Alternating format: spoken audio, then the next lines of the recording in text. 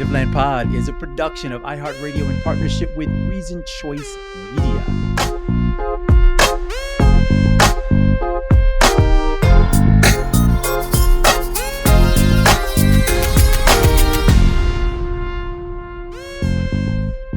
Welcome home, everybody. This is the Tiffany Cross, the Angela Rye, and I'm Andrew Gillum. You're tuned into this week's MiniPod. Instagram has quietly limited political content. And I asked, some of my co-hosts, actually all of them, are we able to be seen on Instagram if they're limiting political content? Because we talk a lot of politics. Yeah. Facts. We're curious to know how you have been experiencing this, because there is a new default setting, whether you know it or not, on Instagram that limits the amount of political content shown in your feed. Now, Instagram promises that if you decide to follow accounts that post political content, we don't want to get between you and their posts, but we also don't want to be proactively recommending political content from accounts that you don't follow. Could you also please not randomly allow ads to follow me all the way through my experience on Instagram too? That's an aside. A separate new default setting now limits content in your feed that has been reviewed by independent fact checkers and found to contain false or partially false information. What say we? Can I just phrase this? So the parent company Meta introduced a policy in early February. This is just hitting the news now, but the situation is in early February. This was a policy that was introduced that would apply. Obviously, Meta is the parent company of Facebook, Instagram, and Threads. And their policy is to tamp down on the amount of political content that will show up in your feeds from accounts that users do not typically follow. So I know there's a lot of outrage about this, but I think it's important to put this in context and why. Right. So this is not necessarily a bad policy from Meta, but it does come around 8 years too late. So if we can remember what happened in 2016, this is how foreign governments were able to infiltrate our election process. They did it by influencing opinions. So in 2016, the IRA, this is the Internet Russia Agency, purchased a lot of ads on Facebook. I think 3,500 ads to be exact. And this was not a time that Instagram was as popular, but they purchased Facebook and Instagram ads to influence the presidential election. So you remember at that time, there were a lot of people posting about Trayvon Martin, Sandra Bland, and people were following these accounts and engaging with them. What we later found out is that a lot of those were Russian bots, because they spent maybe 2 or 3 months here and to figure out, how do we infiltrate this? Oh, I got it. They treat Black people really shitty there. So let's make that our thing. It took them that long to do that. It wasn't the first time they did it. And so as a result, a lot of people... Real quick, I don't want you to get too far from this point. The IRA is Internet Research Agency. It was a troll farm. So I just wanted to correct one thing, because you just said Internet Russian. I was like, that sounds familiar. Internet Research You were just probably Agency. just moving fast. But yeah. I thought it was Internet Russia, but I think that makes more sense. Research. Internet Research Agency. Yeah. It is you. a Russian entity. Yes. Yeah. So it's the IRA, yep, which is a Russian entity, Internet Research Agency. Yeah. I'm pretty sure I wrote in my book that came out 4 years ago, Internet Russia Agency. It's so now that is incorrect. Same difference. Same it's thing. wholly owned So when you read subsidiary that, of the government. Internet Research Agency. Yes. She was making a point, the point is But right. thank you for correcting me, because that's an important point, and this is an arm of the Kremlin. And Yes. so at that time, a lot of Black folks felt, well, if the only time I'm seeing outrage is from one of these Russian bots, well, then I'm going to follow and engage, because the mainstream media has summarily dismissed our experience here and our pain. So as a result of purchasing these ads, the IRA was able to reach over 146 million people. Most of those people were Black people. So I just want to put that in context as we talk about why this happened and why this is happening now. Yeah. Except that we didn't get to opt out before, right? So in this case, the company has opted us out, and we have to go back and opt in to receiving ads that would have normally showed up in our algorithm. Well, Now- not necessarily, Not just because ads. they're saying accounts that you don't accounts, already you're right. follow. You're right, but there are a lot of accounts I don't follow. There are a lot of accounts I don't follow that populate, right? Inside my feed. All I'm saying is why not give the viewer the choice to opt out rather than us having to opt in. Almost every other default setting opts us into something. They opt me into location. They opt me into tracking. They opt me into this. They opt me into that. But then I've got to then opt out when it comes to political content. I am concerned about this for a number of reasons. Andrew led with this. Our podcast is political. And I will tell you that it's been interesting to see. There's been a tremendous shift in our likes and our engagement over the course of the last month. So when I saw this, I was like, oh my God, no wonder. So for people who don't know, when you go into Instagram and you click on your settings, this is my tutorial today, click on those little 3 lines. And you click on those 3 lines and you scroll down to content preferences. There's several videos on this, but I just want to walk through this. Content preferences. And there's literally a item here now that says political content. It doesn't say ads. It doesn't say anything. It's political content. When you click on that, you get 2 options. Limit political content from people you don't follow. You might see less political or social topics in your suggested content. That's that search bar. When you click on search, mine is all babies, Tiff's is all dogs. I don't know, Andrew, what's in your search? Then it probably all books. Then it says, or don't limit political content from people you don't follow. You might see more political or social topics in your suggested content. So I clicked on don't limit political, and that's the second option. It says this affects suggestions in Explore, Reels, feed recommendations, and suggested users. Allegedly, it says it does not affect the content from accounts you follow. This setting also applies to threads. I think that my issue here is, and again, I was raised by an activist. I am very concerned and I am skeptical that they have some independent fact checkers on things that I should and should not be receiving. I get why it's important to, I love now that Twitter, well, the artist formerly known as Twitter, has the thing that'll say like this content is false because of XYZ. I think that's great. And to Tiff's point, it is several years too late. But also, like, I want to be able to make my own decision about whether or not I want to engage in something. As you all both know, during the unrest around George Floyd's murder, they were limiting contents. They were blackballing BLM pieces and the BLM hashtag. I don't want them to do that for me, especially in a year like now. We know this is not just a typical election year. We're in a political war. I don't want them limiting that content for me. I want to decide for myself. And it's just interesting that we are now, it feels like, talking about social media platforms every week. Last week, it was the TikTok ban and what that could mean. It sounds more like a forced sale to a rich billionaire in America, maybe even the Department of Treasury Secretary, former Department of Treasury Secretary Mnuchin, a Trump guy. But the thing is, we have to be very cognizant of these things. For some of the young people in our community, even some of the older folks, the primary source of news where they read a headline is on social media. We're starting to put headlines on our page because we know, I know, Tiff, but it's true. We're starting to put headlines on our page because people aren't hearing about these things. And Tiff, as you say often, before you did this all the way, sometimes we're talking about things that you're not able to see on mainstream media outlets. So, for example, Sesha's office being shut down, the Office of Diversity and Inclusion in the House, we put that up pretty early. We got a lot of engagement around that because people didn't know that was happening.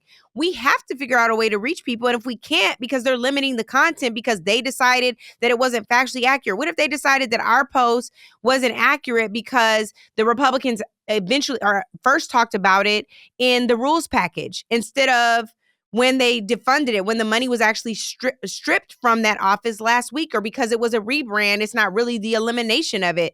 Like, I don't want them subjectively choosing that for us. So I got some serious feelings about this, and I'm worried about it because I've been thinking and been concerned that they've been blackballing activists and silencing people with voices that matter around issues that could really gin people up on issues that we care about, getting folks mobilized. I don't want them deciding that for us.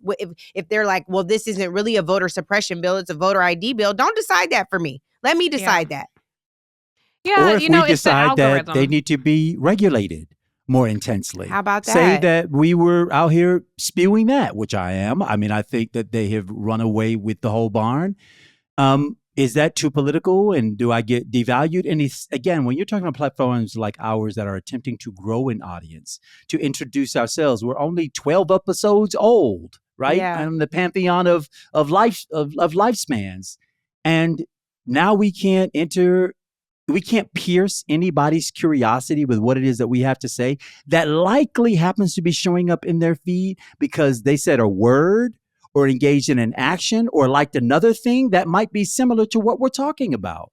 So even though they don't follow us, the reason why it's popping up for me is because based off the other things that I follow, the types of people that I follow, and the types of sources that I consult, this might be a good option for me. Yeah. So that goes away when somebody in some box somewhere who I don't know, can't call the name of, and certainly can't reach on the phone or in an email, decides that what I have to say is too political, discomforting, disquieting. That's not right. And we were talking about China running away with a misinformation war. What about the misinformation that's being perpetuated right here at home?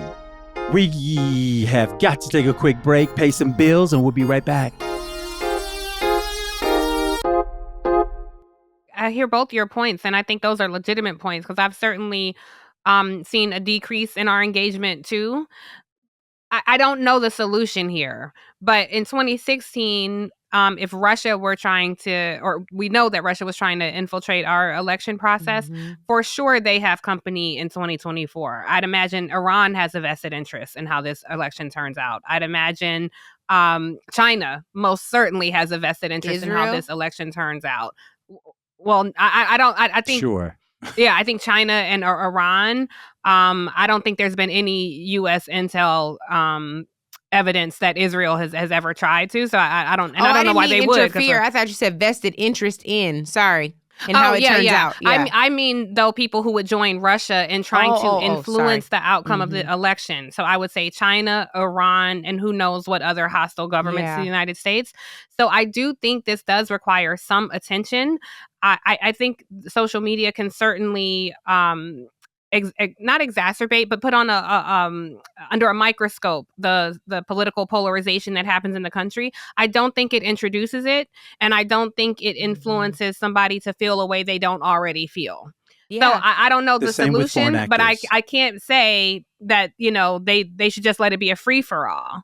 I think it might be a regulatory issue. It is a huge regulatory issue. The success of foreign actors playing in our elections happened to be them playing on the sympathies, real live sympathies of people who were expressing what they legit felt, except it was being multiplied, right? So you saw it more often, more fiercely. If you were into it before, then you're going to hear those voices, that many more times, but they were using grievances and contents generated by us and selling it back to us, just as political parties do and just as others do. But I mean, I think the point I would rest on is, one, get information from a whole variety of different sources, right? And secondly, we all ought to be fighting fiercely for liberties that we once held sacrosanct, which now we're just willing to flip over and turn over in the name of national security. Anytime I hear the national security state warning me off of something, I'm going the opposite direction because I'm not sure what they're motivated by. I know a defense budget exists that I don't get to see. I know that there are other clandestine operations that occur, not just here, but abroad and within our hemisphere and outside of it. And I don't want anybody censoring me.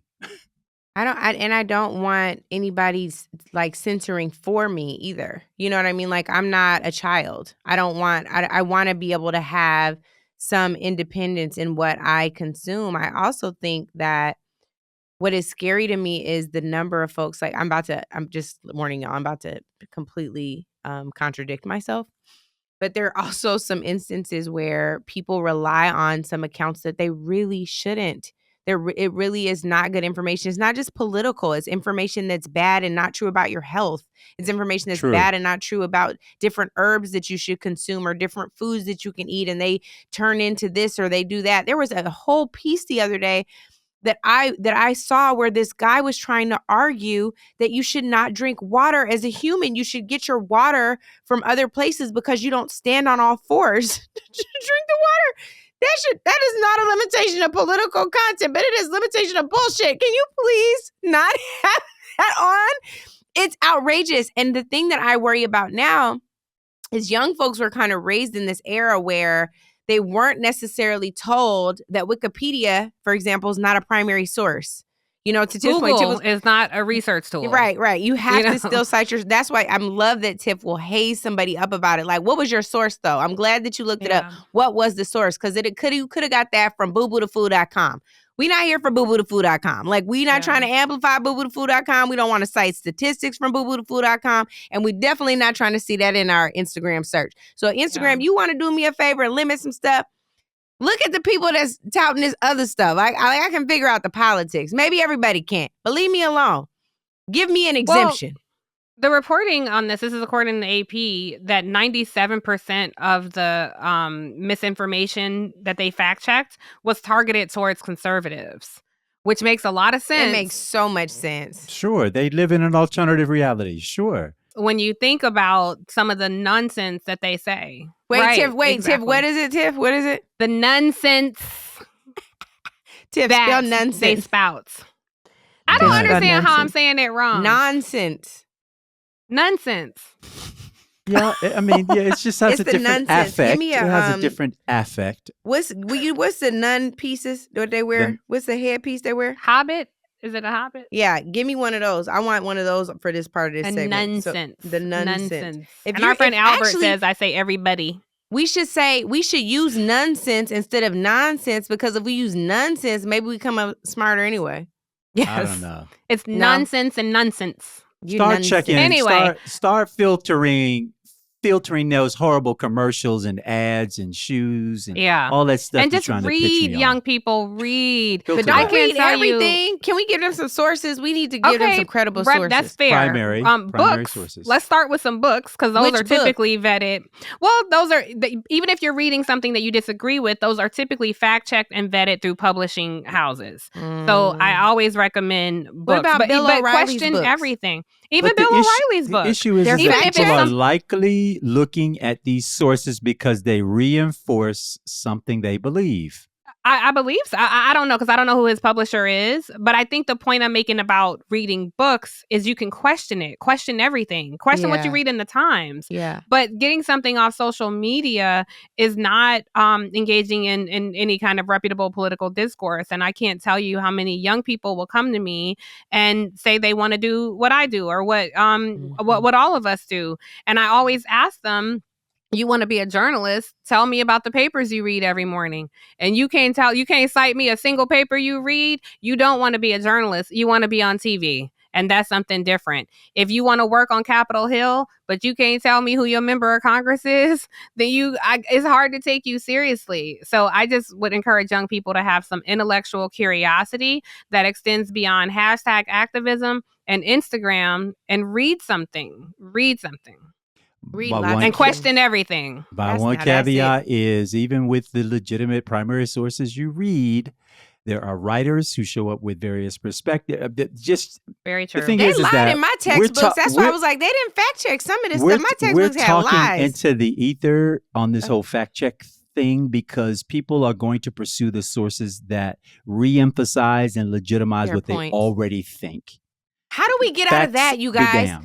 How do we get out of that? Like, I don't even want to do that. Like, I don't want to be the type of person that will only read something that will support my point. I want to read something from the other side. I want to know that what I'm saying is accurate. I don't want to just come in and convince people. I want to be able to rely on a fact-based argument. I used to say that on CNN all the time. Like, I don't want to be engaged in a fact-free debate. Like, that's a waste of time.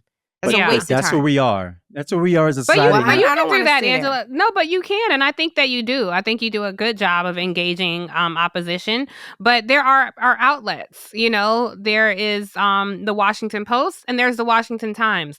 I'm not saying the Washington Post is liberal. Some people may argue that, but we know the Washington Times is a conservative paper. Right. There is the Wall Street Journal. They skew conservative. I read the op-ed pages of the Journal almost every day. Mhm. I won't do Fox News because I don't consider them a news outlet. But there are conservative papers all across the Yeah. country that lay out their arguments with at least some intellect. I mean, You the know Wall Street what? Journal op-ed pages, they're conservative, but it's at least an intellectual Well, at least they argument and tell you exchange up of front that ideas. it's an opinion. And it's an Whereas opinion. Others But what have about it so coded I know over. this is probably a whole other podcast, and Tiff, this is when you should lead on news sources because you really do read a ton every single day. Like, I admire it.